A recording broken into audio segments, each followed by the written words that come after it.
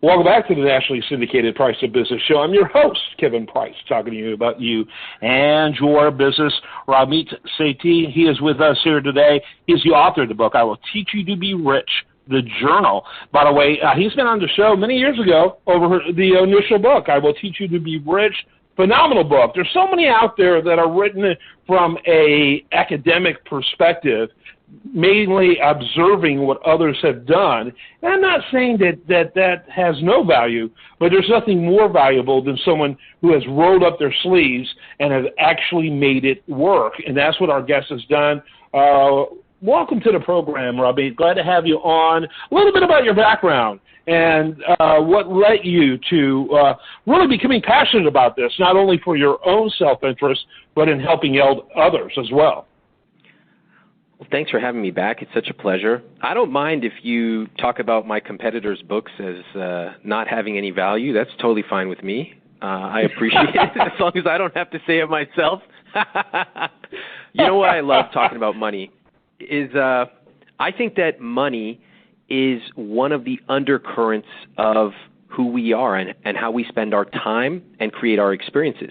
And when you think about how most of us talk about money, it's filled with guilt and shame and restriction. You have people going on shows all the time talking about you have to cut back on lattes, cut back on cheesecake, cut back on vacations, and maybe when you're 97 years old, you can come out of your cave and go on a trip to Santorini.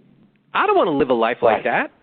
I want to live a rich life today and a richer life tomorrow. That's why I love talking about money. Yeah, absolutely. And let's face it, I mean, first of all, there's a whole lot of almost, I would say, neuroses. There's not, I think that's kind of accepted by some, right? There's a neuroses around money. We live in a culture where we have as much terror around money as we do joy, maybe more terror. You know, we're listening to constant news narratives of, doom and gloom, sky is falling. And the reality is that people can succeed financially in any economy. There was incredible numbers of millionaires made during the Great Depression. By the way, millionaires was a lot of money back then. It's not like now. A millionaire was rich. And every economic environment people can thrive in. And we live in a culture that is so full of fear and loathing around money. This is a decidedly different approach, to me, is required. Thank you. I want people to feel excited about money. I want them to talk about what they love spending money on. And I want you to be unapologetic about it. I ask people, what's your rich life? That's a question you don't usually hear. And a lot of people go, I want to do what I want, when I want. Okay, that sounds pretty good. I ask them, what do you want? And they just stare and blink at me because they've never actually thought about what they want to do with their money. Think about it. Most of us, we get a paycheck, we pay our bills, maybe there's a little bit left over at the end of the month, and then we repeat that for 40 years. And we never stop to think, what kind of rich life can I create? What kind of unforgettable experiences can I create? And if you don't have a vision, if you don't have something that you are working towards, I mean something specific and vivid, like I want to watch the sunset from a patio in Rome with my loved ones and my kids, then why are you going to want to make changes to your investments or your savings? You're not. So I want people to get specific and vivid about their rich life. Yes.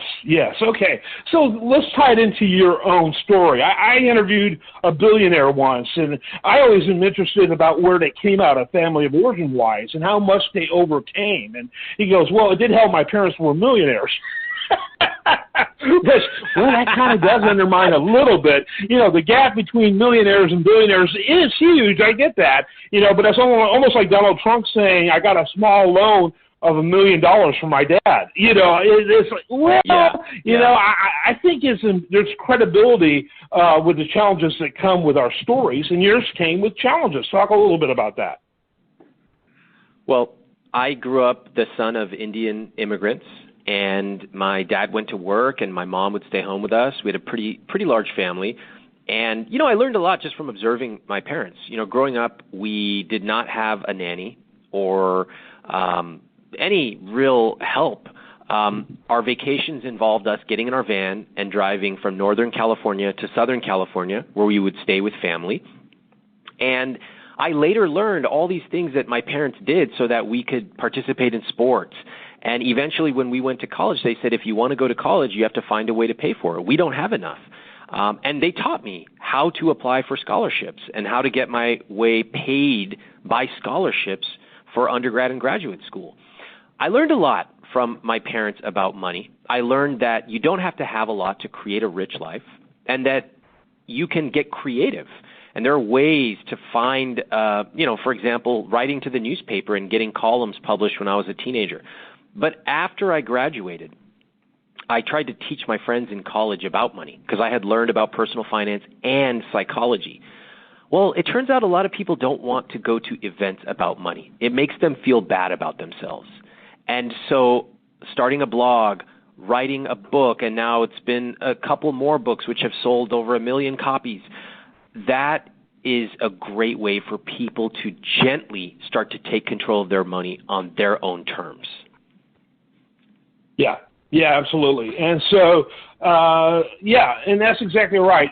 If your surroundings, what you're reading, the people you're hanging out with, aren't fostering self-belief about money and really having peace around money, because we have a weird thing that I don't think is uniquely American. If anything, it may be more common elsewhere, where there's like a nobility around poverty and there's a guilt around affluence that can really be like very undermining.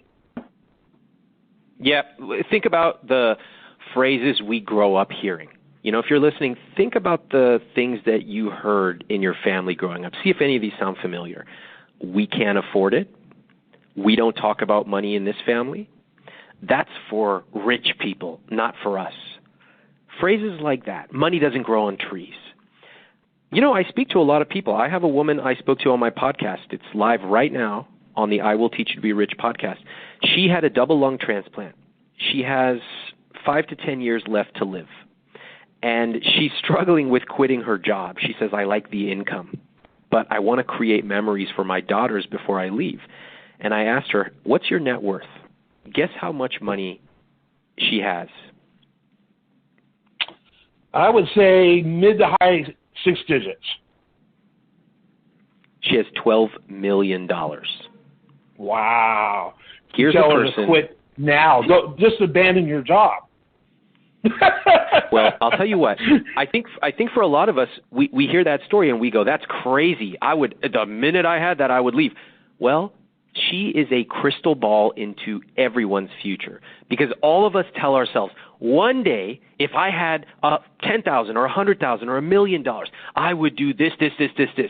Well, here's somebody who has $12 million and a limited number of years left to live. And even she struggles with money psychology. So, of course, yes, we all do. That is the purpose of this journal, the I Will Teach You to Be Rich journal. Yes. And, this idea of enough, we hear a lot about, he's got $5 billion. I mean, that's plenty. That guy goes to bed every night having nightmares about Jeff Bezos and Elon Musk, and the fact that those guys have 20 times more than them. There is no such thing as just enough unless you make peace with money. I love this idea. Okay, where do we get more information? Kind of give us marching orders, because I know you're running out of time. Okay, you can get the new journal at Amazon, Barnes & Noble, or any independent bookstore.